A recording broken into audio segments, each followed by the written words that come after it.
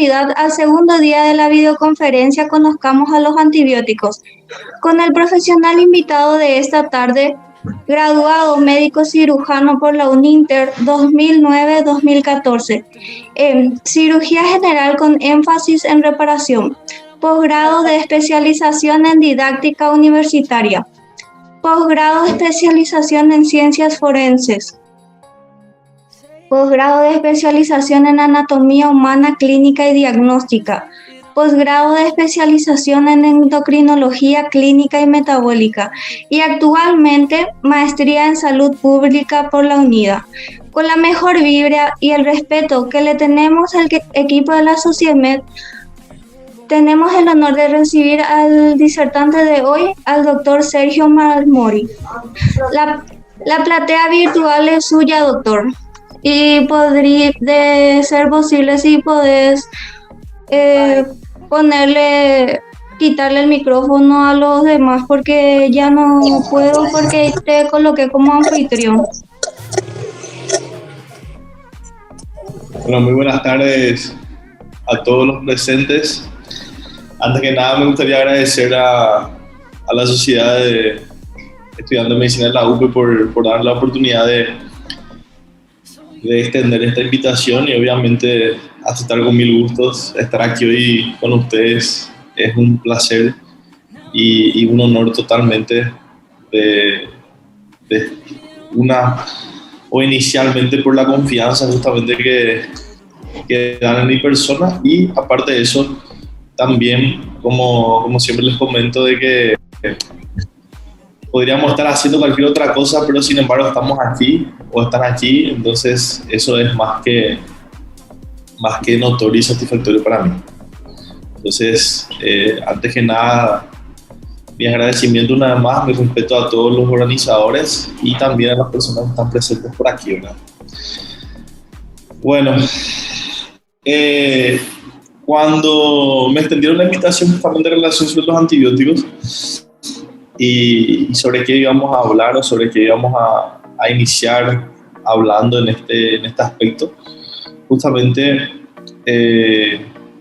nos llamaba muchísimo la atención en relación a la semana de los antibióticos y cuál sería el tema que íbamos a tocar ahora. En este caso, la introducción a los antibióticos o la generalidad de los antibióticos, que es un tema también muy interesante, es un tema que se toca bastante y que van a utilizar también en el día a día, tanto en el consultorio como en el hospital.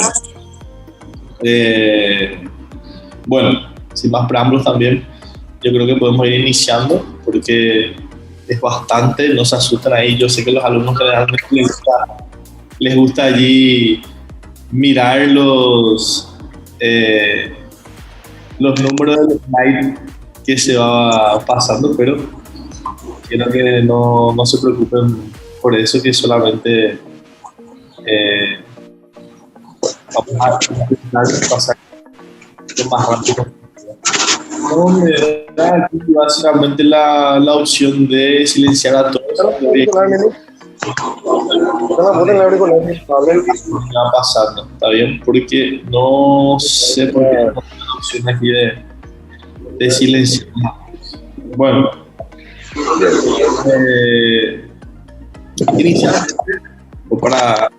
para iniciar nuestra charla tenemos que saber qué serían los antibióticos o sobre qué estamos hablando inicialmente, ¿no?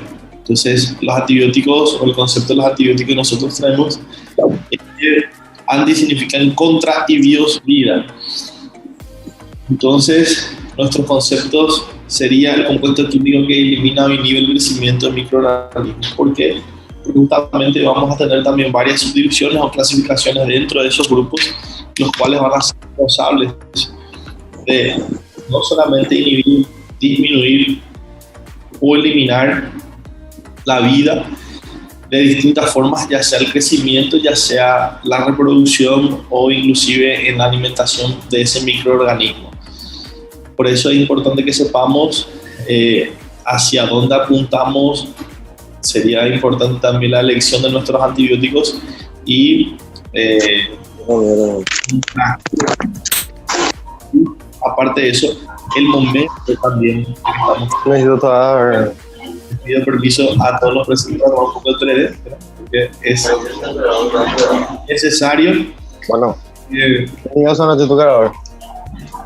entonces tenemos aquí de que la antibiótico-terapia que tenemos, siempre tenemos que tener 3 puntos muy importantes que contemplan justamente el paciente, el antimicrobiano y la bacteria. Esta es nuestra triada clásica aquí. Y dentro de esa triada tenemos la farmacocinética, la farmacodinamia y la respuesta inmune del paciente. Esos tres siempre se encuentran allí flotando, siempre se encuentran justamente relacionados y justamente va a ser también nuestro enlace o nuestra punta de lanza para poder hacer más funciones, ¿verdad? Otra cosa también que tenemos allí es que tanto la toxicidad va a depender mucho del antimicrobiano que nosotros escojamos, también de nuestro paciente, en este caso el huésped, y también la capacidad de la bacteria que tenga en relación con el paciente. Aparte de eso, estamos también en nuestro microorganismo con el ser humano. Aparte de eso, el tipo de acción también que vamos a elegir. Entonces, siempre está esta triada clásica o este triángulo aquí que se encuentran en constante relación y un constante equilibrio, que es lo que nosotros tenemos que tener en cuenta. No podemos pasar de largo, no solamente hablar justamente en relación a lo que sería nuestra farmacocinética o no decir qué es justamente nuestra farmacocinética, sino que básicamente es el proceso del antibiótico en relación con el paciente, desde el momento de su administración hasta su eliminación. No todos los fármacos son iguales, no todos los antibióticos son iguales, no todas las familias son iguales, sino que van a depender también en ciertas situaciones. Es el famoso ABCDE que siempre encontramos y que escribimos. Inicialmente, les voy a escribir ahí también, nosotros siempre mencionamos de que es LACME, ¿verdad? Que parte justamente no solamente de la administración, sino que de la liberación de ese fármaco, en este caso del antibiótico, de la forma de liberación que se da ese fármaco. Entonces encontramos que la letra A o la letra L inicialmente es la liberación, la A es la absorción, ya que esa absorción va a depender bastante de la dosis, va a depender de la vía, va a depender de la velocidad, del volumen y de la distribución, ¿tá? Si es por el primer paso, si es por el segundo paso, depende mucho si es un fármaco en el cual queda depositado. Hay algunos fármacos, por ejemplo, de que se depositan en un tejido, ya sea en el músculo, y se va liberando lentamente. Va a depender también mucho de la zona de aplicación. Luego, la biodisponibilidad que vamos a encontrar, que justamente es la proporción del antibiótico dependiendo de la concentración, dependiendo de cómo se une, dependiendo de cómo se encuentra. Por ejemplo, si es que nosotros le decimos al paciente que se aplique o se coloque algo a nivel tópico, pero sin embargo tenemos una lesión o un proceso infeccioso allí, por obvias razones ese medicamento o ese antibiótico no tendrá ningún efecto o no será el efecto esperado. La distribución también va a depender del tipo de fármaco que nosotros escojamos y directamente también a nivel del torrente circulatorio o a nivel de nuestro metabolismo. Y el metabolismo también va a depender de, como les dije, cuáles serían los pasos o la forma en el cual se utilice o cuál sería la vía que vamos a elegir, y la eliminación que está determinada por la media vida de la droga o la toxicidad. Por ejemplo, tenemos algunos fármacos que su media vida son de 8 horas, de 12 horas, de 24, 48, 72. Generalmente los antibióticos tenemos allí una vida media de 8, 12 a 24, entonces tenemos que saber, porque es la única forma de que nosotros sepamos administrar nuestro medicamento y obviamente poder explicarle al paciente.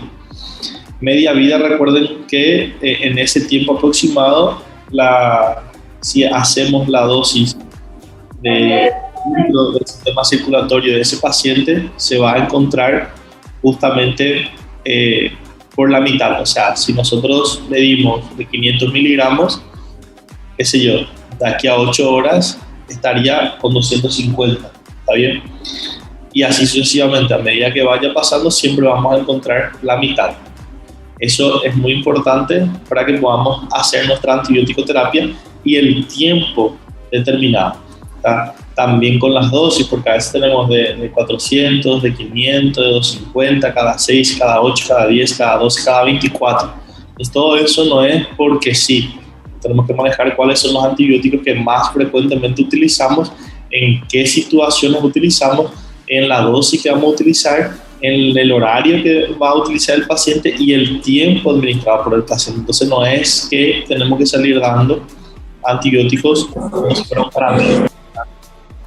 Entonces eso, por ese motivo, por esa razón, justamente vamos a tener de que va a depender bastante de la biodisponibilidad justamente que se encuentre, va a depender del estado en el que se encuentra el paciente, ya sea por la capacidad metabólica misma, si es que no sufre de ninguna patología crónica, si es que no sufre de ninguna patología también que le termine causando más problemas o en el lugar de beneficios. La distribución y los componentes corporales también va a depender muchísimo de cómo se encuentre en la zona, en la región que nosotros escojamos. Si nosotros le prescribimos al paciente fármacos que tengan una excreción por vía renal o una absorción por vía renal, pero el paciente tiene una tasa de filtración glomerular ya afectada, tiene su filtración ya disminuida, o sea, un paciente ya crónico renal, obviamente estaríamos haciendo allí no es nada más que sobrecargar al riñón. También la función digestiva va a depender muchísimo si es que ese paciente está con algunas patologías o complicaciones, ya sea crónicas o agudas, en el cual yo necesite de una buena absorción. Sin embargo, el paciente está, por ejemplo, con una gastroenteritis, dependiendo de la elección antimicrobiana que yo elija, puede ser que termine complicando aún más. Y también del desarrollo de tegumento y demás, de que terminan también haciendo un punto de quiebre más que importante, y de la absorción también a medida que va pasando el tiempo y nuestra capacidad. Si hablamos de farmacocinética, tenemos que hablar también de nuestra farmacodinámica. Básicamente, la farmacodinamia son ya los procesos con la interacción del antibiótico del microorganismo o con el microorganismo y los efectos sobre nuestro organismo, explicando los mecanismos de acción, la potencia, la concentración para la eficacia y la interacción con los receptores. Como estuvimos hablando, va a depender muchísimo de la elección que hagamos, de la forma que hagamos y cuáles serían los efectos posibles. Porque yo le estoy diciendo básicamente hasta ahora de los efectos benéficos o los efectos para los cuales ha sido recetado ese antibiótico, pero no tenemos que olvidarnos también que nosotros tenemos que estar preparados en caso que el tiro no salga por la culata o el paciente haga una reacción, el paciente no tenga beneficios, el paciente al contrario tenga, por ejemplo, efectos colaterales. ¿Y qué hacemos en estos casos? ¿Cómo rotamos nuestros antibióticos? Entonces, ¿cuáles son los antibióticos que se nos recomendaría utilizar en esos casos? Entonces, también tenemos que saber justamente eso. Entonces va a depender bastante, porque los antibióticos no son todos iguales, no permiten justamente un proceso único, natural o universal. Hay algunos, por ejemplo, que trabajan directamente sobre la síntesis de la pared celular, bloqueando esa pared a nivel de la célula. El ejemplo clásico son las penicilinas, la cefalosporina y la vancomicina, que son una de las más comunes y frecuentes de utilización. Otras que trabajan sobre el metabolismo del ácido fólico, que es el trimetoprim sulfonamida, por ejemplo, que es el famoso trimetoprim sulfametoxazol, seguramente que ya escucharon bastante. Algunas que actúan sobre la membrana citoplasmática, otras que actúan sobre las proteínas o otras sobre síntesis de proteínas, ya sea inhibiendo un segmento u otro, que son las tetras, las gentas, las streptos, famosos eritro, que trabaja sobre el RNA, polimerasa. Esa es pregunta siempre de farmacología, que se pregunta cuál es el que trabaja o actúa en contra del RNA, que sería la rifampicina, y la DNA, que sería la norfloxacina, que también son, podríamos decir que son una de las más conocidas, ¿no? Las características que nosotros encontramos en relación a la pared bacteriana, siempre vamos a tener de que se diferencian, esto ustedes saben por microbiología, pero solamente para repasar un poco, que depende mucho de la composición o el tipo de bacteria que nosotros tengamos allí. Básicamente los clasificamos en dos grandes grupos, que son las gram positivas y las gram negativas. También de acuerdo al peptidoglucano, que termina dándole la fuerza o la rigidez que necesita la pared celular y la forma bacteriana. Entonces también pueden terminar trabajando o teniendo conocer o saber cuál sería nuestro proceso o procedimiento específico en relación a ella. Entonces, nosotros podemos decir de que tenemos algunas que son bactericidas y otras que son bacteriostáticas.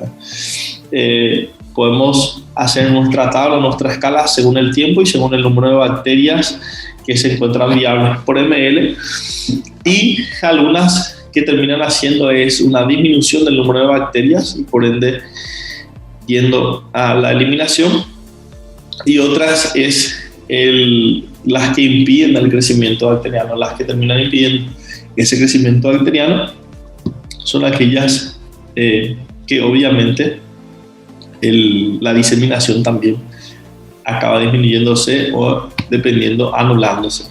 Y el control sin antibióticos, que termina causando un proceso ya de aumento para que organismo, el organismo mismo se encargue de encapsularlo o intentar luchar con él. El cuerpo siempre va a buscar un equilibrio y siempre va a intentar reconocerlo. Tenemos el famoso efecto postantibiótico, ¿verdad? El efecto postantibiótico es el tiempo que dura la supresión del crecimiento tras una exposición limitada a un antibiótico. Esa inflamación termina yendo ya hacia o por debajo de la capacidad media. Entonces, por esa razón es la que nosotros generalmente vemos o encontramos de tomar los recaudos a la hora de la reutilización de los antibióticos o el recomienzo de nuestra antibiótico-terapia, o a la hora de tomar decisiones de si usamos nuevamente el antibiótico. También si se está utilizando o no se está utilizando correctamente ese fármaco. Entonces, siempre va a depender del tiempo y las horas transcurridas, porque a veces también la infección puede ser recurrente o puede ser una patología crónica pero agudizada, ¿no? Entonces, eso va a depender bastante. Como le dije, la concentración que tenemos en un promedio aproximado es la concentración mínima de antimicrobianos que inhibe el crecimiento a partir de un número determinado, el número de colonias en un medio determinado. Entonces, tenemos que ver nosotros cuánto tiempo de tratamiento ya estamos obteniendo. Tenemos que tener también en cuántos días ya ese medio está siendo utilizado y la forma de alimentación que estamos utilizando para poder elegir de forma más inteligente y de forma más correcta posible. La concentración mínima bactericida es la mínima concentración capaz de lisar 99,9% del inóculo bacteriano. Entonces, realmente hacemos una escala de lo que sería el efecto bactericida y el efecto bacteriostático. ¿A qué se refiere con el efecto inóculo? Es la manera generalmente cómo incluye o influye sobre la actividad antimicrobiana. Entonces, nosotros tenemos que ver también o medir la capacidad que vamos a encontrar para poder ver también o reconocer si nuestra elección ha sido completamente sabia o no, y también a la hora de reconocer el cambio o reconocer nuestra elección equivocada que hemos tomado y poder asumir. Bueno, básicamente entre las clasificaciones que encontramos en los antibióticos podemos tener algunas que son ya de un proceso natural y otros que son de algunos compuestos sintéticos. Esto es un poco, vamos a decirle así, frustrante por un lado, porque el descubrimiento de ciertos antibióticos o de la efectividad de ciertos antibióticos también que se ponen bastante en duda, porque nosotros de ir de una época dorada de la medicina en descubiertas, en qué sé yo, la tecnología y demás, no hemos conseguido más antibióticos. Eso es por un lado también sabio, no estoy criticando, sino que estoy diciendo que la utilización de los que ya tenemos, porque obviamente va a generar más resistencia. El doctor Estrada les va a hablar más adelante sobre las resistencias antimicrobianas, pero tenemos que tener también bastante claro de que eso puede llegar a suceder. Bueno, ¿cómo fue la aparición de los beta-lactámicos, ¿no? No sé si ustedes recuerdan, pero fue algo casual en el cual se dejó en una placa de Petri, y cuando vino el fin de semana en la comparación se encontró de que la famosa tenía aparecido y cambió completamente la medicina, ¿verdad? Fleming en 1928 fue el primer tratamiento parenteral, o fue el que utilizó la penicilina en 1940. Imagínense cuánto tiempo ha pasado, porque hay varias etapas, varias escalas, justamente, que eso también tiene que ir pasando. Son los antimicrobianos más prescritos. ¿Por qué piensan que es lo más prescrito? Por varias razones. Porque es la más antigua, y al ser la más antigua tenemos más conocimiento. Si tenemos más conocimiento, tenemos mayor rango de seguridad. Si tenemos mayor rango de seguridad, justamente es porque el paciente va a tener más mejorías, menos colaterales, o saber cómo actuar ante cualquier situación. Entonces nos da una cierta seguridad justamente a esos grupos que serían los beta-lactámicos. Se pueden utilizar también en varios casos, en un esquema ya bastante amplio, e inclusive podemos hacer un tratamiento combinado. No es mejor que monoterapia, pero dependiendo de la pseudomonas, pero podemos utilizar la famosa ceftriaxona más ampicilina, por ejemplo. ¿Está bien? Entonces podemos combinarla, y eso hace posible también que sea buena en la forma de encarar a nuestro tratamiento o a nuestra patología.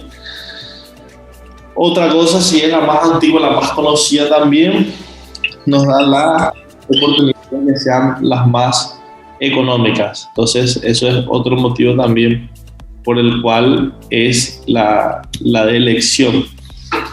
Generalmente la unión es a través de las proteínas receptoras de la penicilina, que son las transpeptidasa, la carboxipeptidasa y la etoropeptidasa, que son proteínas ligadas a la penicilina. Esto significa proteínas ligadas a la penicilina, que inhiben la formación de peptidoglucanos a la pared celular, ¿verdad? Y la activación autolisina parabacteriana, que es un sistema autolítico, o sea, va haciendo una destrucción de los componentes de la pared o los que los forman. Entonces terminan haciendo varias situaciones alteraciones que van eliminando o disminuyendo lo que sería a nuestros microorganismos patógenos. Si hablamos de la farmacocinética, tenemos de que es una semivida corta. La ventaja que nos da la semivida corta es justamente poder eliminar de una forma más rápida, de una absorción más constante y dependiendo de la presentación también una mayor comodidad para el paciente.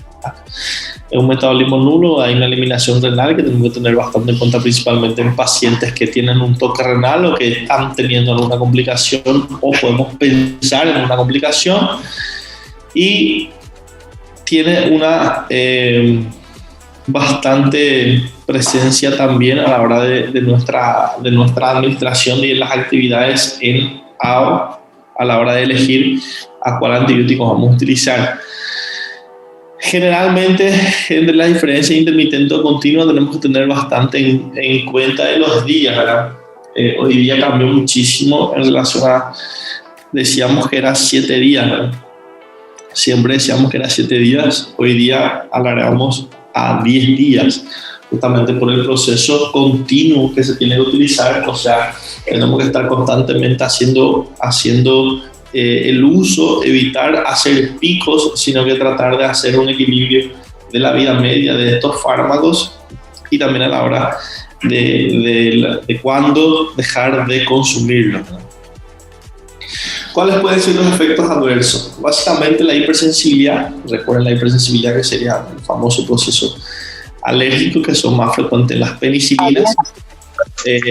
Por eso hay que tener mucho cuidado a la hora también de la elección de nuestros antibióticos, o ustedes como médicos solicitar o elegir justamente al antibiótico y consultar al paciente o al familiar, el que se encuentra al lado.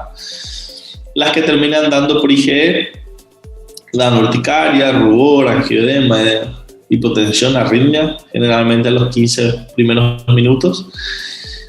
También mediadas por otros mecanismos que generalmente empiezan a partir de las 72 horas, que son más complicadas, son la enfermedad del suero, terminan dando eritemas, exantemas, fiebre medicamentosa, que dan a partir de ese tiempo, y tenemos que saber reconocer y también explicar al paciente, en caso que eso suceda o en caso que eso le aparezca, de cuáles serían las medidas a tomar o por lo menos dónde encontrarte, ¿verdad? O en cuál consultorio va a estar si le aparece en un hipotético caso esa situación.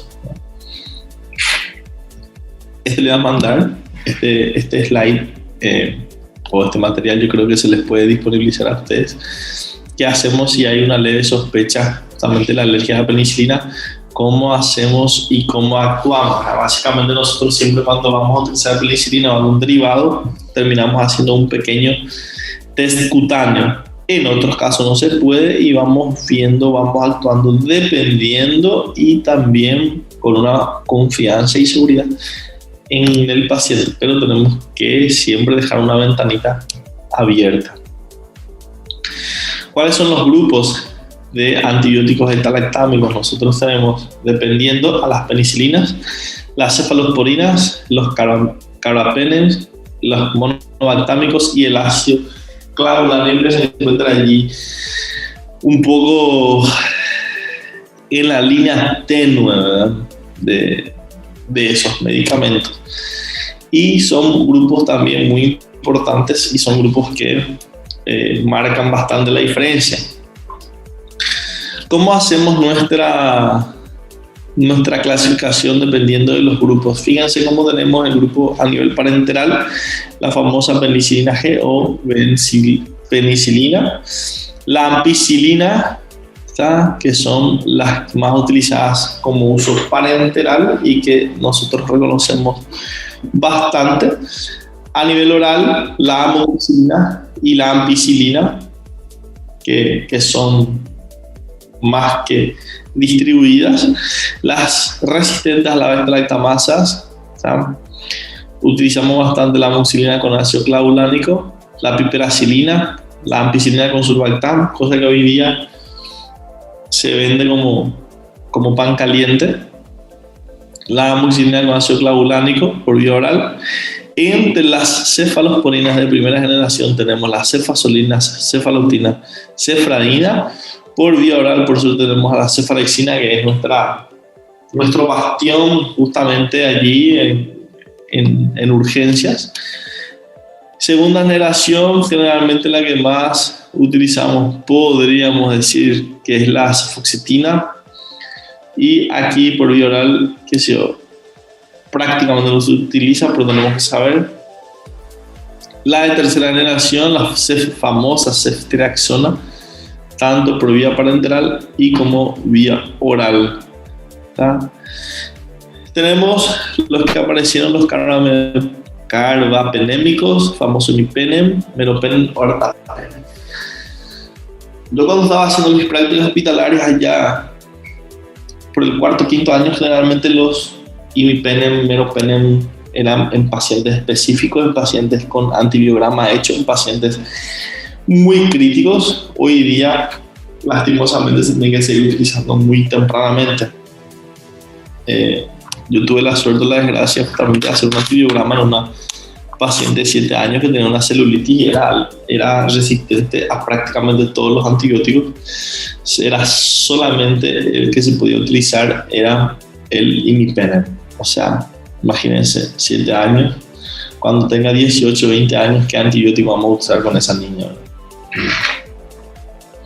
Es bastante complicado y bastante preocupante, pero van a hablar de eso después. Cuando sea en relación a los antibióticos o la resistencia que provocan los antibióticos. Vamos a hablar un poco sobre la clasificación de las penicilinas según el espectro que tenemos de bajo espectro: la benzatina o es benzatínica, se van a escuchar, la benzilpenicilina, la famosa penicilina G, la fenoximetilpenicilina, que es la penicilina 5 o B o V, la penicilina procaína, ¿tá?, que son efectivas justamente frente a la Neisseria. Tenemos a la Neisseria, recuerdan la familia Neisseria, yo sé que ustedes recuerdan, no es necesario que les pregunte, pero tenemos la Neisseria meningitis, la Neisseria gonorrheae. A las penicilinas o las penicilinasas, la oxacilina, la cloxacilina y la dicloxacilina. La aminopenicilina, que tenemos la ampicilina y la amoxicilina, que son justamente bactericidas contra gram positivo y gram negativo, entonces cumplen un gran espectro y podríamos decir que son nuestras aliadas. Las antisedomónicas, que son las carboxipenicilinas y la ureidopenicilina. O sea, también tenemos que tener bastante en cuenta y poder reconocer. Tenemos las cefalosporinas que también encontramos, se encuentran estables y son las que terminan resistiendo a las penicilinasas.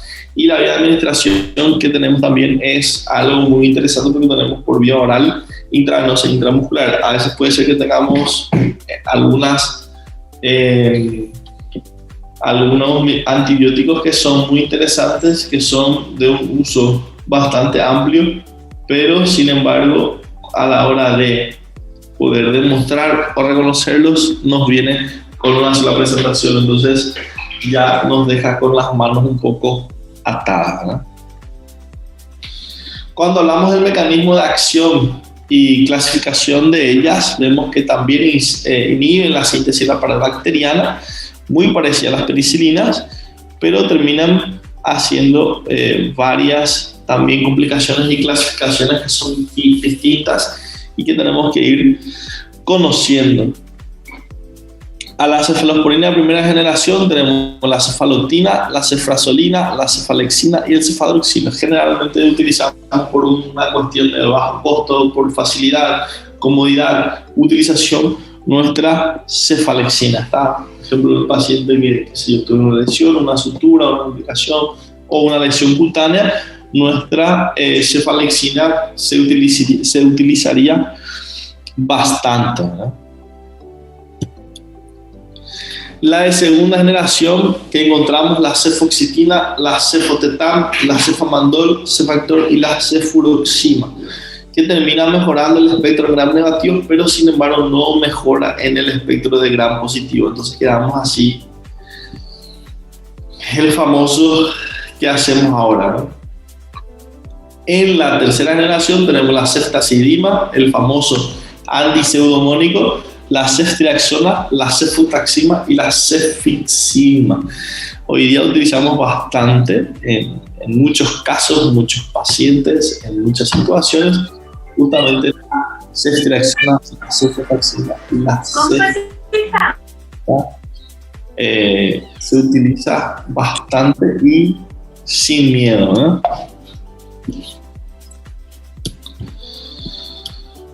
La cuarta generación tenemos a la cefepime, que es el famoso antipseudomónico, y cefpirome. Luego tenemos la de quinta generación, no sé si conocían la ceftobiprole. ¿Conocían en la quinta generación? ¿Alguna vez han escuchado hablar o mencionar sobre ella? Sean sinceros.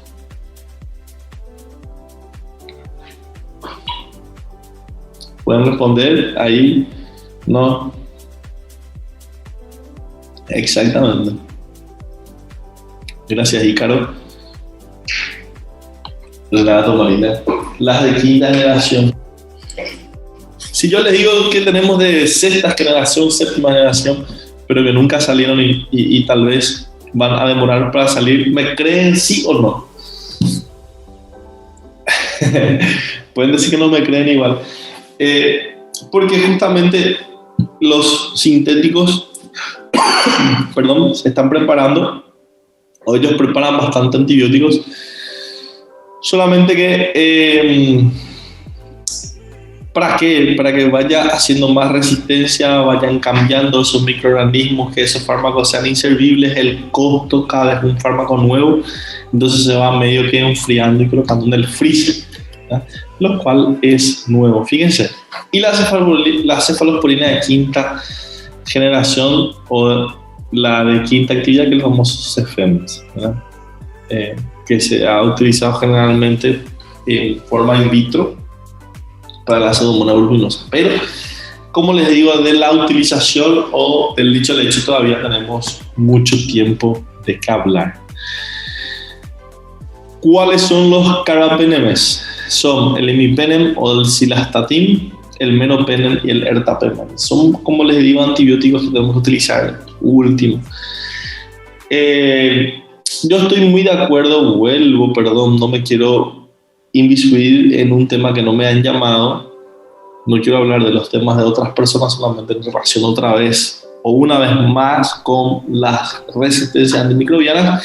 Es que el famoso la clínica es soberana. ¿Hasta dónde va de cierto eso? Porque yo no le puedo dejar tampoco a mi paciente que está con fiebre o con signos de sepsis o una sepsis grave, dejar que el paciente, por no tener un antibiograma, no iniciar un tratamiento con antibióticos. Entonces tenemos que tener también el tacto y la capacidad de poder elegir y saber cuál elegir en ese momento. No salir utilizando cualquier antibiótico, porque a veces puede ser nuestra única arma, nuestra única chance. Como les digo, niña, 7 años, celulitis, varias veces infección, y que solamente sea sensible a su menopenem. No puede ser, no podemos llegar hasta ese punto, ¿eh? Tenemos las que son las monobactams, ¿tá? Que es el astrodam, que inhibe la síntesis mucopeptídeo de la pared celular y la actividad frente a G, incluida la pseudomonas. ¿Está bien? Entre los glucopéptidos tenemos la vancomicina y tecoplanina. Generalmente la vancomicina se asocia bastante también para poder cubrir con mayor eficacia y con mayor facilidad. La famosa vancomicina, que también es un poco respetada. No sé si ustedes conocían también, no es muy famosa que digamos, pero tenemos la daptomicina, ¿verdad? Dependiendo de la situación en la que se encuentra también, pero siempre nuestro antibiograma, porque no podemos, sin justificar el tratamiento con antibiótico que vamos a utilizar. Entre las oxazolidonas tenemos la linezolid, que también es muy interesante por el uso de niños. También es muy interesante el uso con nosotros, dependiendo del caso, pero no todo lo que brilla es oro. Fíjense, no podemos utilizar en ciertos casos, principalmente si el paciente hace uso de fármacos con acción central.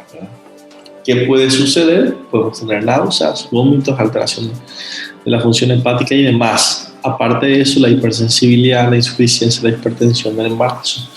O sea, muchas complicaciones dependiendo de cuál vamos a escoger. Otra cosa que tiene el linezolid es la solución intravenosa y la solución oral y los puntos de inflexión de actividad in vitro, para ver cuál es el punto, cuál es, o a partir de cuándo podemos decir que él es sensible, o a partir de cuándo podemos decir que él es resistente. No hay mayor frustración para un médico hacer la antibiótico-terapia, pedirle el antibiograma y luego ver que ese paciente es resistente al antibiótico que estamos utilizando. ¿Está bien? Es muy frustrante, es muy triste.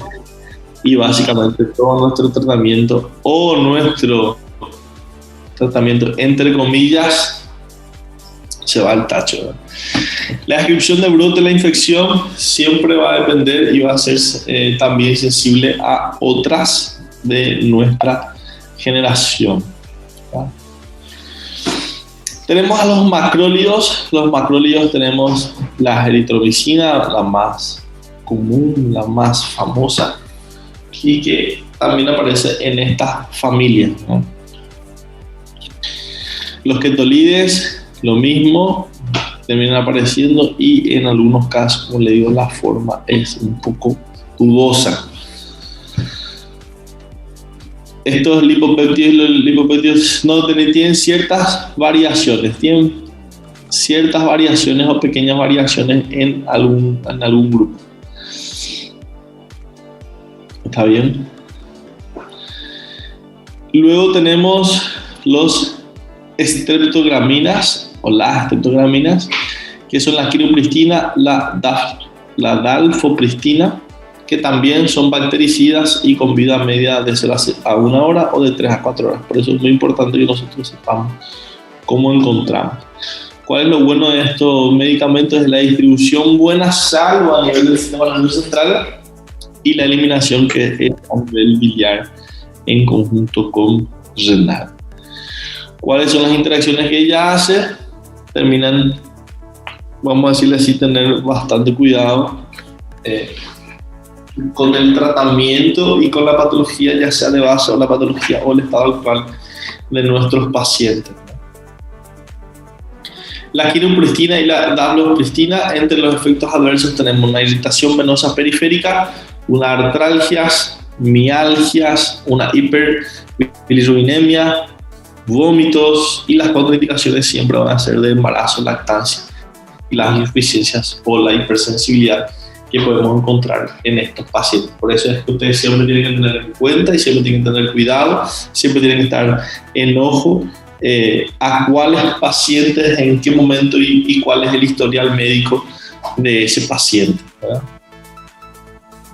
Bueno, luego tenemos también nuestro espectro de acción, en cuáles terminamos utilizando, aunque se han descrito ya también algunas cepas resistentes dependiendo de cuál es la elección, porque eso también puede terminar complicando la vida de nuestros pacientes y en nuestra también, a nivel de nuestras cabezas, por las complicaciones que van a terminar teniendo.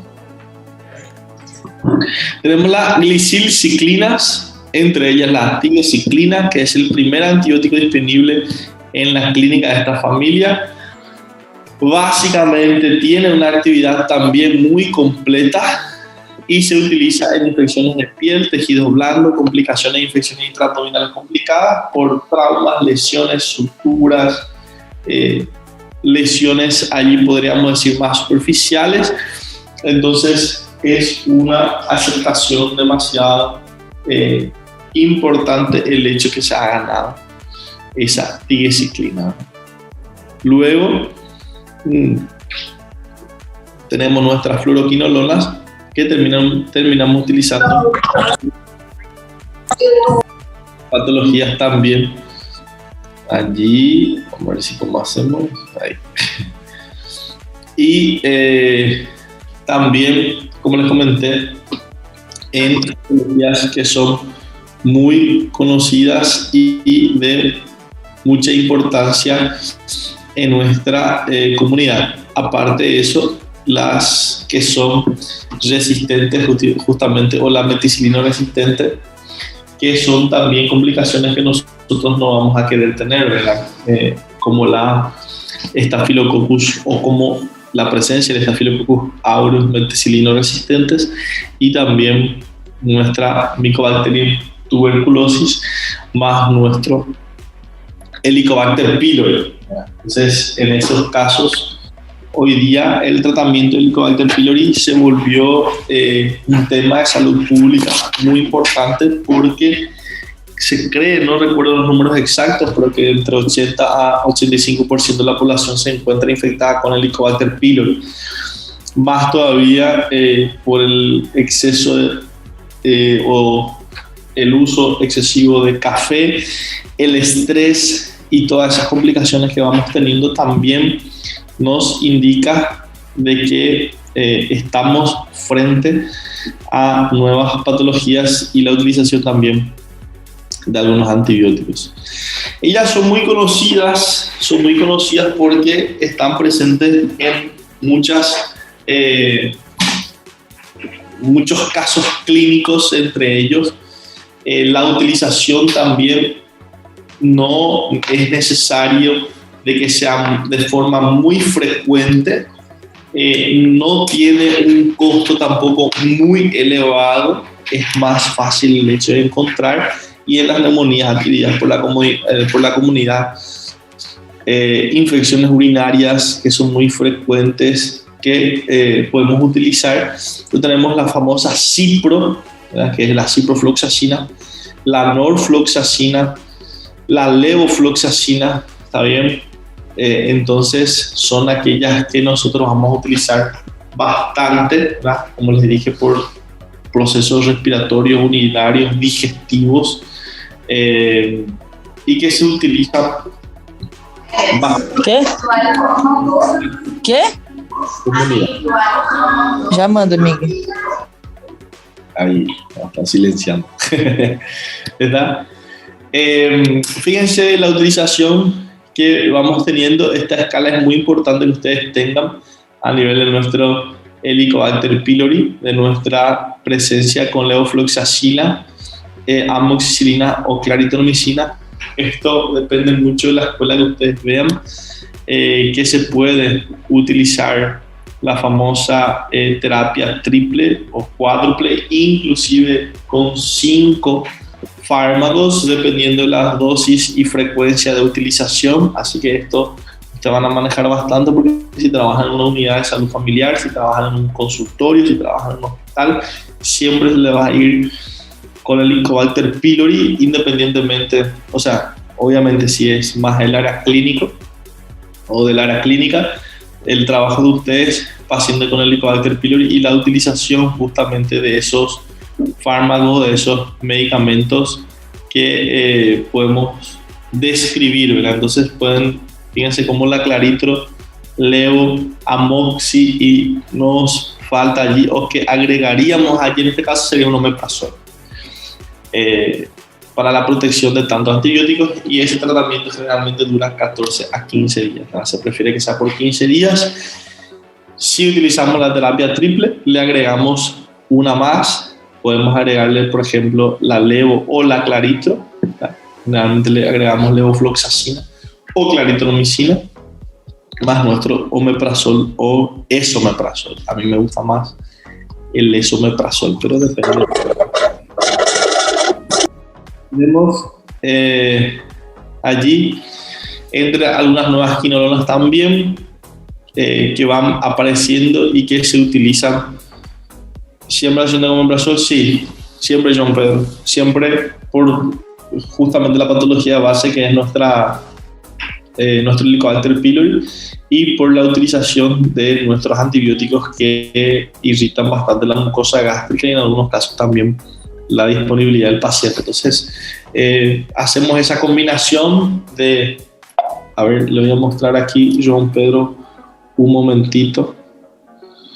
¿Está? Entonces, utilizamos aquí... Opa, ¿dónde se me fue? ¿Ven? Siempre para cubrir... ¿Dónde está? Acá.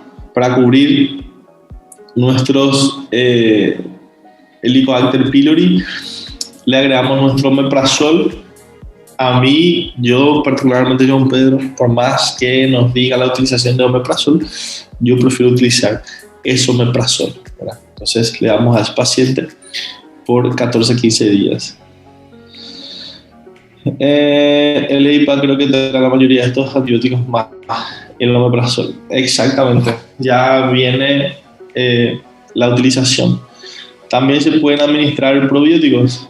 También se puede utilizar probióticos. Inclusive se ve bastante mejoría por la propia capacidad de absorción. Lo que hay que hacer, Fabiola, generalmente es hacemos el uso de 14-15 días. La clínica siempre el paciente es soberana, como les comenté. Si el paciente vuelve a sentir dolor, molestias a nivel de su gastritis, se le agrega un antibiótico, ¿está bien? Y se vuelve a 14-15 días. Si el paciente vuelve con dolores, vuelve con molestias, se le agrega otro antibiótico hasta llegar a la terapia de 5.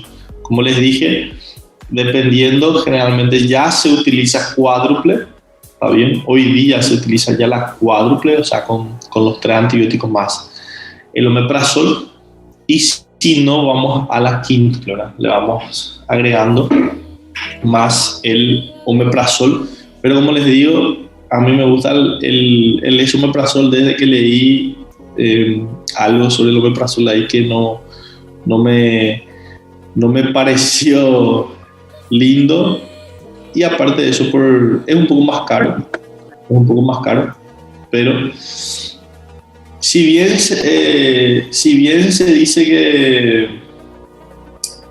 ¿cómo le voy a decir? Si bien se dice que se elimina el Helicobacter pylori, realmente si se le hace al paciente la prueba siempre va a salir positiva. Lo que sí es, los síntomas son las que se terminan eliminando y no totalmente allí el microorganismo. ¿Cuáles son los factores, en su opinión, que contribuyen para el uso indiscriminado de antibióticos? Partimos desde la base, desde el control, ¿no? Partimos desde el control sanitario. Una vez que salteamos el control sanitario, es la mala utilización de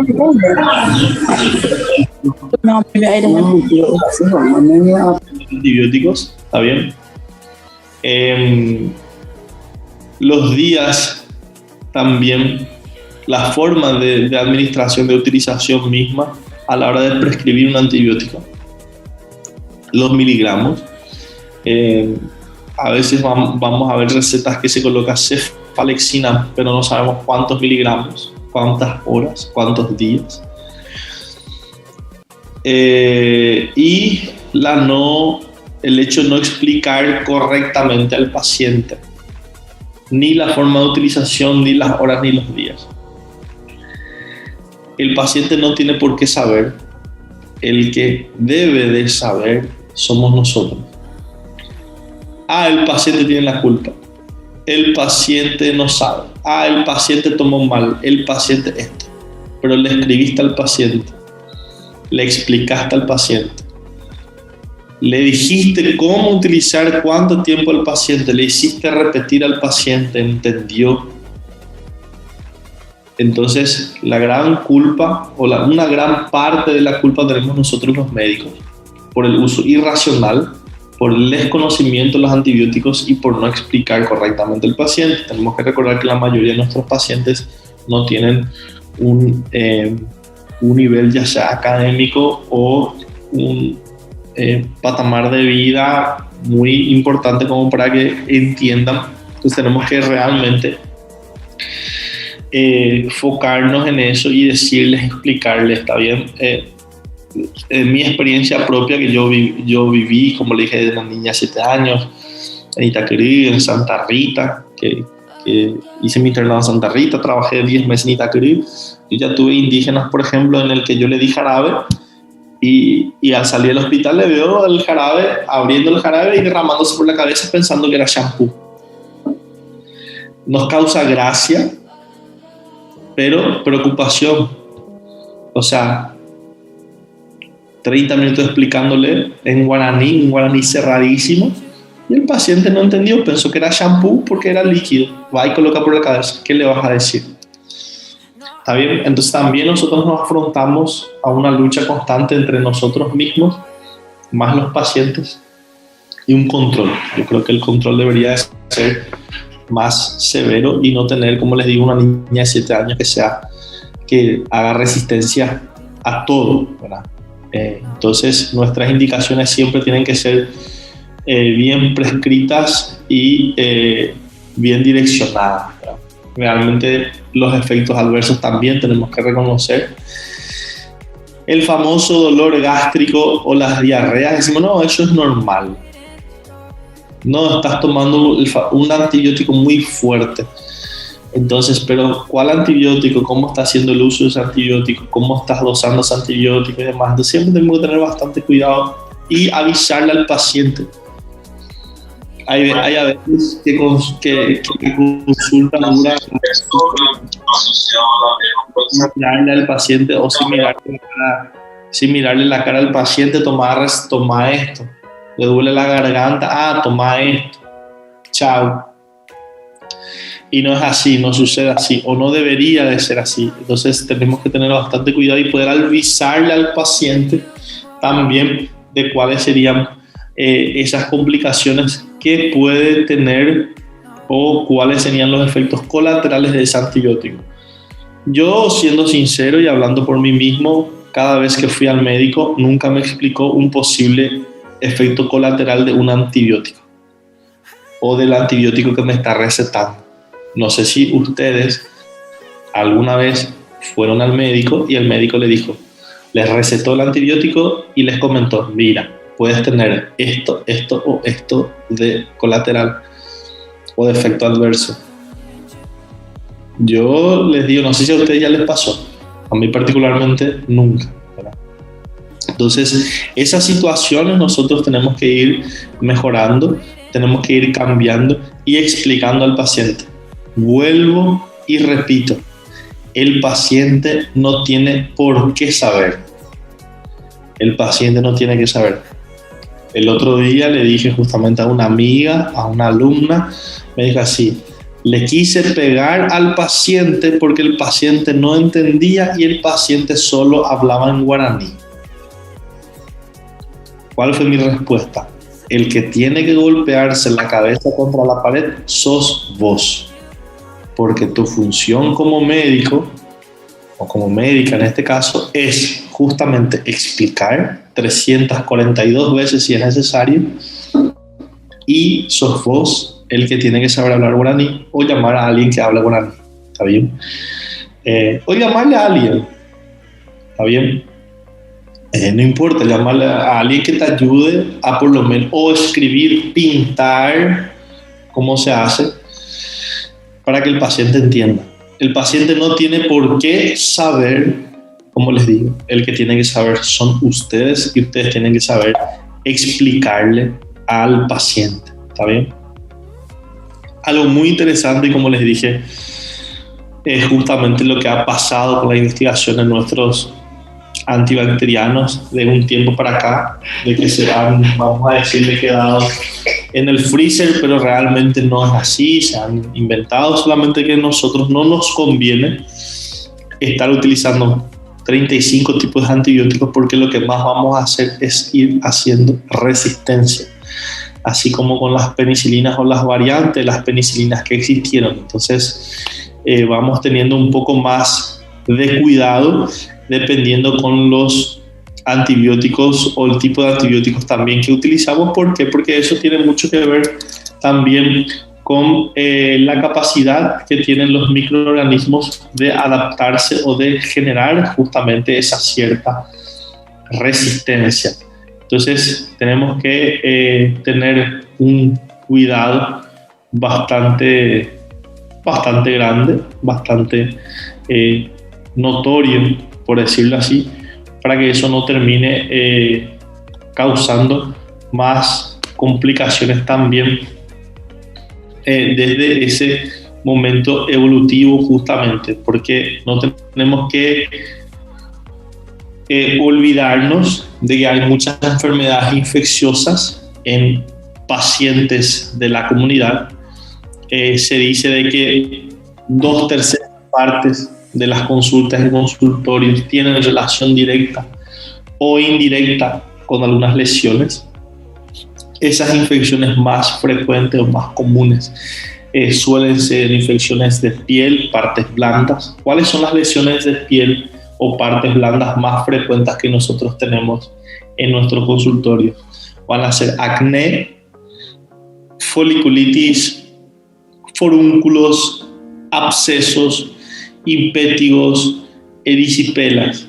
¿Está bien? Entonces, si bien nuestros antibióticos modificaron la vida humana, si bien nos llevaron a la medicina a otro lugar, tenemos que decir también que no es nuestra solución característica, no es de que tomás este fármaco, este antibiótico porque te duele la garganta, porque te pasa esto y ya vas a estar sano o te vas a curar.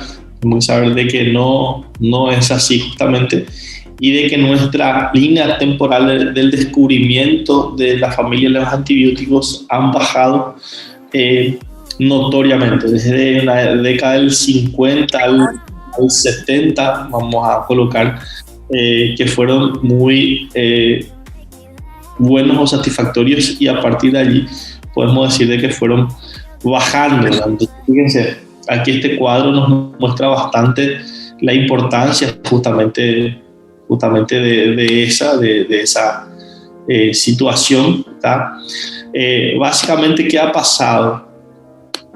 Generalmente, como ven aquí, aquí les aparece a partir del 80, pero básicamente si hacemos un cuadro lineal podemos decir de que antes de eso no sabíamos o era imposible predecir la resistencia bacteriana, ¿no? Y poder predecir esa resistencia bacteriana, luego que fue apareciendo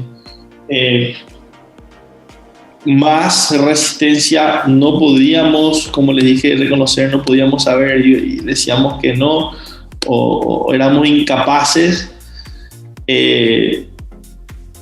Todas esas patologías que eran muy comunes para la época, como, qué sé yo, peste, cólera, la disentería infantil, generalmente eran muy buenas, pero hoy en día afrontamos la extrema resistencia y la utilización clínica demasiado grande en relación a esos antibióticos. Entonces terminan teniendo varias contraindicaciones, y es motivo por el cual también eso contribuye a la no utilización de nuevos fármacos, ¿verdad? Segundo Guidelines de 2021, preconización de su desmame más precoce posible. ¿Cuál opinión, señor, para no hacer realidad en el Paraguay?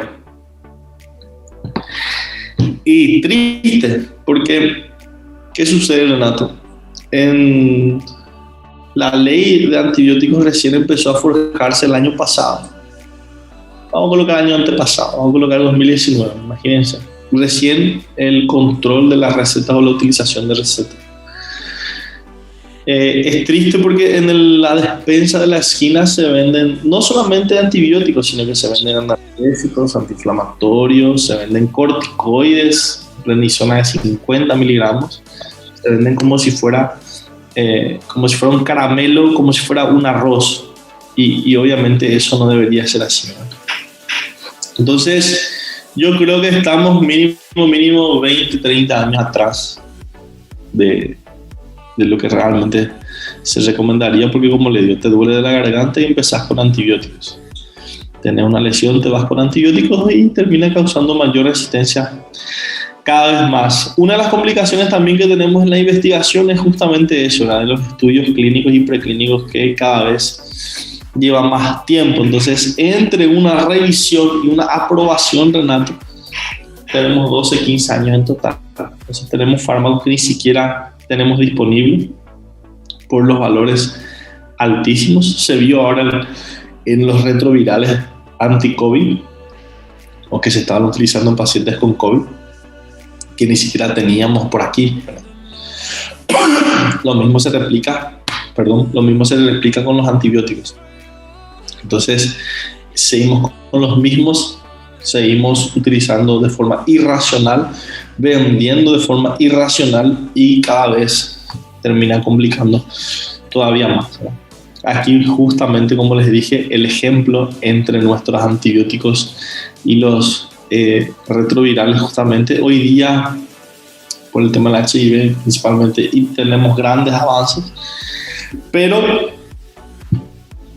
la mayor culpa, como les digo, es porque se nos vendió eso, se nos vendió que los antibióticos nos iban a salvar la humanidad en la década del 60-70. Premios Nobel de medicina, premios Nobel de química, física.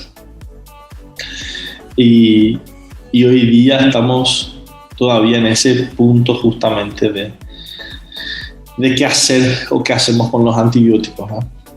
Tenemos que recordar lo que acaba de decir Renato, justamente, nuestro antibiótico y nuestro ecosistema, y qué hacer post-antibiótico. ¿Qué hacer con nuestra tos a repetición de 3 meses? ¿Qué hacemos con nuestra faringomielitis a repetición 6 veces en un año? ¿Es normal tener faringomielitis 6 veces en un año? ¿Es normal tener lesiones cutáneas 8 veces en un año? ¿Es normal que suframos de algunas patologías comunes a repetición en un año? No. Entonces, justamente el hecho de hacer ese desmame o hacer ese uso racional de antibióticos, y no solamente uso, hago hincapié en la elección de antibióticos, elección de la infección. Anteriormente la infección no era la sepsis, era algo más. Hoy día la sepsis es la clave. Repito, en la pandemia que vivimos, COVID, se vio nuestra necesidad de especialistas en terapia intensiva, se vio la necesidad de estudiar procesos infecciosos, vimos la necesidad de entender metabolismo, de entender CIRS, de entender el manejo, el flujograma en relación a la mecánica ventilatoria o la asistencia mecánica ventilatoria.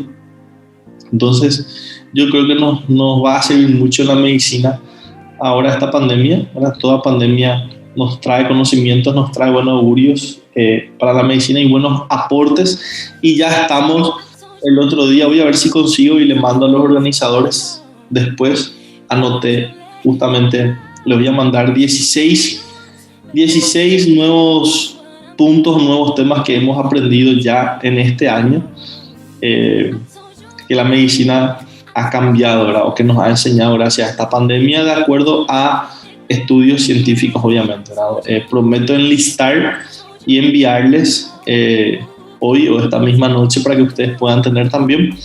Y este material, para los que quieran tener también, les voy a disponibilizar ahí para que puedan conversar, ¿verdad? Entonces, yo creo que un gran pantallazo o una introducción a los antibióticos que van a ver en las siguientes clases, ¿verdad? Que van a ver los tipos de antibióticos, la familia de antibióticos y la resistencia a los antibióticos, que yo también voy a pedirle después a Gutiérrez que me envíe el link para que pueda participar con ustedes también y ser un oyente más, porque todo lo que sea medicina siempre estamos, ¿verdad? Cualquier charla, cualquier situación que siempre vamos a estar presentes. No sé si alguien tiene una pregunta, una consulta,